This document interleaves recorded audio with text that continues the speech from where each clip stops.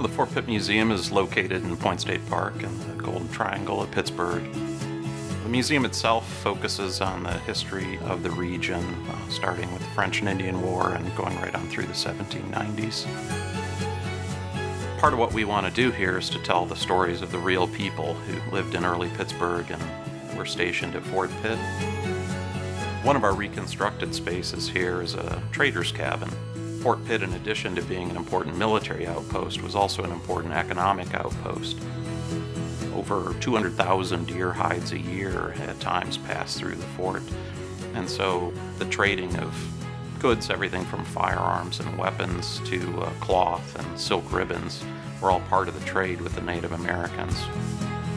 We try to have as many hands-on experiences as we can. We have a display about how artillery was used here at the fort. Folks can kind of play around with another British cannon from the period. We have a 16-foot diorama, and it represents Pittsburgh as it would have looked about 1765.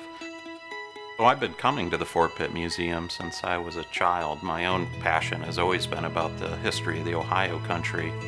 And so the opportunity to share the stories is something that I'm very passionate about. What I hope people take away from a visit to the Fort Pitt Museum is that this really is the birthplace of Pittsburgh, and I hope they come to appreciate better just how important that Western Pennsylvania was to the history of the United States.